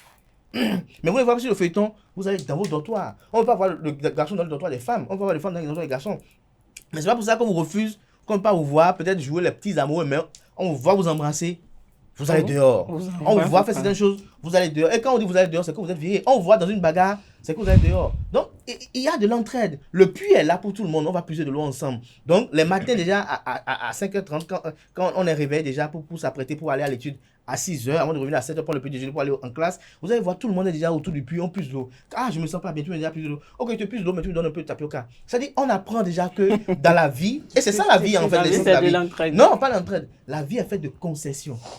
Lorsque vous n'êtes pas quelqu'un comme vous êtes en mesure de faire des concessions dans la vie, vous ne pouvez rien faire. Parce que vous n'aurez jamais un ami qui sera comme vous voulez. Vous n'aurez jamais un collaborateur qui sera comme vous voulez. Mais vous êtes appelé à faire des concessions. Parfois, vous faites petit. Donc, c'est ça, en fait, la vie. Mais quand l'enfant ne fait pas ce parcours, je connais bien un monsieur qui vendait des voitures d'occasion, je crois que je l'avais dit hier, qui a amené ses 2 enfants, les seuls qu'il avait au monde, dans l'internat. Lorsqu'il les a amenés, d'abord, il est rentré dans l'internat. Il a demandé, et il a eu cette décision de voir là où ses enfants voulaient dormir. Tellement il a vu, il était tellement gêné qu'il a acheté les matelas pour ses enfants. Ouais, ça se fait dans les internats. Il a acheté les matelas pour ses enfants. Les matelas sont pourris. Il a vu que vraiment les matelas, et bon, c'était pas carrelé et tout. Il était un peu gêné et tout. Le directeur lui a dit. Pourquoi? Pour que l'enfant puisse avoir une belle éducation. Écoutez d'abord, le directeur lui a dit une chose. Toujours pour caser, pour pouvoir dresser l'enfant, c'est ça? Écoutez, le directeur lui a dit. Vous voulez soit il dort sur ce matelas ou bien vous repartez avec votre enfant avec l'argent. Parce que ce monsieur, je l'aime bien, André Capot, il n'est pas à la quête. Non. Il dit, soit vous laissez votre enfant, ou il repart. Et il a dit, je veux que mes enfants soient rééduqués parce que j'ai un ami qui a perdu toute sa fortune par un mauvais transfert. Je me dis, mes enfants, si demain je n'ai plus tout ça, comment ils vont vivre? Je dis, ok, la seule condition, je peux vous permettre de faire quelques arrangements. Qu'est-ce que vous en faites? Il a acheté un nouveau lit, un nouveau truc là. Mais les enfants étaient venus voir leur démarche déjà et autres. Mais lorsque le papa partait, je me rappelle bien, vous avez un ami que vous connaissez, Mathilde Couton, qui disait au papa, je me rappelle bien que laissez-nous, on va les redresser ici. Mais, parce que là-bas aussi, n'oubliez pas, c'est comme c'est comme un camp militaire peut-être, oui, mais parfois même vos amis vous redressent. Vos amis vous changent. Parce que lorsque vous venez et que vous voulez vous la jouer autre, on peut vous corriger rapidement. Et même si vous cherchez à créer un procès autre, c'est votre version contre la version de peut-être 30, 50 personnes. Non, même pas tout, même tout l'internat. Lorsqu'on vous empêche même, vous savez, lorsque moi j'avais fait, il n'y avait pas d'impoli. Il n'y avait pas de personnes qui naguent les gens. C'est impossible. Parce que si tu nagues les gens et que le conseil est unanime, on te recadre. Ou carrément tu viens au réfectoire, tu n'as pas de repas. Tu vas te plaindre qu'on ne te sait pas. On dit que bon, voilà, il y a un problème. Et on est soudés. On est solidaire. Et donc, lorsque vous arrivez à développer ces valeurs-là, et que les valeurs de solidarité et surtout de loyauté envers un ami, c'est important. Vous allez voir par exemple des dortoirs où on ferme tous les vivres. Il y a des dortoirs dans lesquels les vivres étaient là, avec des planches et tout, mais personne ne voulait. Parce qu'ils se faisaient confiance entre eux. L'autre sait que si j'ai besoin de ça dans le dortoir, je vais prendre. L'autre sait que, ah non, si c'est pour lui, je vais prendre. L'autre sait que je peux prendre ça derrière lui, il ne va pas le faire. Et ça donne une autre éducation. Et je rappelle bien cette maman qui a dit, ah, directeur, vraiment, j'ai envie, si j'avais les moyens de vous acheter une voiture. C'est un témoignage que je vous donne. Parce que mon enfant a changé. Ça dépend, je précise bien, de l'internat dans lequel l'enfant est venu. Ça dépend de. Il y a des gens, par exemple, on a dit, bon, toi, tu ne fais que gifler les gens dans l'internat. Tu gifles encore quelqu'un, on te renvoie. Et pour finir, je finis peut-être, je parle un peu long. Oui. Lorsque quelqu'un qui ne parle de tâches ménagères, chez nous, là où moi j'ai fait, même à l'école, pareil. Non seulement vous balayez, mais vous faites du saclage. Moi, je n'avais pas appris à sacler. Et en faisant le saclage, à l'école coranique, j'ai appris que je pouvais monnayer cette activité-là. Je pouvais vendre ça. C'est-à-dire que quoi? Le saclage que je fais gratuitement à l'école coranique là, parce qu'on dit que c'est activité pour faire là. Je pouvais aller faire ça dans la ville et gagner 600 par mensuration, 1200. Et que les activités, parce que l'école coranique avait un champ. L'école coranique avait un champ qui était labouré par les étudiants, les élèves coraniques plutôt, et qu'on appelle le maïs là, et les patates douces, tout ça, c'est vendu parfois pour utiliser ces sous-là pour parfois l'entretien de la mosquée et autres. Donc je me disais, ah, les maïs que j'ai plus sur l'école coranique là, donc je peux aller faire ça pour telle dame là, telle maman là, pour peut-être 200 francs le panier, donc ça me fait 600 francs pour me permettre de manger. Et donc l'enfant tout de suite lui-même commence par développer des aptitudes. À l'internat où j'ai fait, vous balayez, vos amis jouent au foot. Vous allez forcément jouer au foot vous-même. Donc, je crois beaucoup plus que ça éduque. Il y avait Xavier qui était à côté. On a vu beaucoup d'enfants. Les enfants les plus récalcitrants, ils étaient virés. Je pense que ça éduque beaucoup et ça donne des valeurs aux gens. On vous dira que bon, ça promeut l'homosexualité, tant du côté des hommes. Quand même revenu sur ce sujet après. Je crois que c'est des aspects un peu mineurs qui parfois, je pèse mes mots, échappent aux maîtres d'internat qui à des moments donnés parfois changent de main parce que parfois pour des raisons parfois d'argent dessous, peut-être le maître d'internat n'est pas bien payé. Non, mais pour que ça marche, il faut d'abord que le maître d'internat soit qualifié et qu'il soit de bonne moralité. Voilà. En fait, tout le staff, si le staff est bien, tout ce qui se passe est acceptable. Mais s'il y a une brebis galeuse, ce n'est pas bien. Parce que si les gens qui sont en contact direct avec les internes ne sont pas de bonne moralité, ils vont tout foutre en l'air. L'effort de toute une institution et l'investissement des parents. Pour conclure, moi je dirais juste, c'est bien. J'ai bien aimé tout ce que j'ai entendu. J'ai appris de cadet et tout. L'éducation de l'enfant. Vous allez faire une petite expérience pendant un an. Non. Moi, je n'irai pas à l'internat et j'enverrai pas mes enfants. Je n'irai pas. Vous n'allez pas envoyer vos enfants à l'internat? Écoutez, moi, je n'irai pas à l'internat et j'enverrai pas mes enfants à l'internat. Il faut le faire. Non, c'est déjà au vu de l'expérience de Abdelkader. On peut le dire. Après, non, attendez. Quand on n'est pas en situation, on peut dire tout ce qu'on veut. Mais je vous dis, il y a même des gens à côté de nous, tout juste à cause de la densité de la circulation, ils ne se sentent pas capables d'amener les enfants sains et saufs et aller au boulot à l'heure. Donc rien que ça peut vous amener à envoyer votre enfant à l'internat. Tout à fait. Parce que tous les matins, il y a des accidents. Si votre enfant est sur Zémidian, tous les jours de l'année, c'est des risques. Quelle distance? Et si vous voulez le faire vous-même, est-ce que vous avez le temps de le faire et d'aller au boulot à l'heure? Donc il y a tellement de contraintes qui peuvent vous amener à ça. Mais l'essentiel pour moi, c'est de savoir faire un choix et avoir la chance de tomber sur les gens. Bon, parce que dans un bon internat, il peut y avoir un encadreur qui est mauvais. Donc, il faut prier pour tomber sur les savoir, est-ce que le staff, comme l'a dit Kales Kitoumé, est-ce que le staff qui était là, au moment où l'enfant que vous avez vu, que vous avez apprécié, et tout est-ce que le staff n'a pas changé? Est-ce qu'il n'y a pas autre chose? Et n'oubliez pas une chose, je dirais très rapidement, l'école coranique nous a enseigné une chose. Un enfant se dit qu'en 3 périodes, de 0 à 7 ans. C'est important. Et l'éducation qu'on lui donne à chaque période, c'est très important. 7 ans à 14 ans. De 14 ans à 21 ans. Lorsque jusqu'à 21 ans, vous n'avez plus rien fait, c'est impossible. C'est impossible. Merci Abdelkader Achirou. Non, mais je n'ai pas terminé. Allez-y très rapidement, le temps qui nous aide. La parole. Allez-y. Vous faites comme ça. Je n'ai pas terminé. Bon, vous avez dit que vous n'allez pas envoyer vos enfants à l'école. À l'internat, mais je dirais pour terminer, l'éducation de l'enfant, c'est très important. Mais pensez au mental des enfants. La psychologie est très importante par rapport à l'enfant. Comment l'enfant pourra vivre dans la société après est très important. C'est vrai, il est carré, il réveille à 7 heures, il réveille à 6 heures, il est très... La vie en société est une jungle. Attendez, il est bien organisé ou autre, mais ça dit... Son côté mental, vraiment, moi, ça me préoccupe. Émotionnel, c'est tellement important que beaucoup de parents mettent ça de côté, ils préfèrent... Vous êtes un photographe professionnel, par exemple. En société, il n'y a pas d'émotion. Qu'est-ce qui m'amène à ce que, lorsque j'ai 3 photographes ici sur le plateau, je préfère vous prendre vous, même si vous n'êtes pas le plus qualifié. Dans la vie, il n'y a pas beaucoup d'émotions parfois, mais c'est parfois les rapports humains. Et les rapports humains, c'est la première des choses qu'il faut donner à un enfant. Ce qu'il doit nourrir. Merci à toutes les personnes. Non, ce que je voudrais... Non, j'ai pas terminé. Il va vous arracher le micro depuis la Non, mais c'est pas terminé. Allez, très rapidement. Allez, très rapidement. Non, mais vous ne pouvez pas déranger après tout. C'est pas terminé. Donc, je disais tantôt qu'il faut penser franchement au côté... Au bien-être de l'enfant, à son mental. À son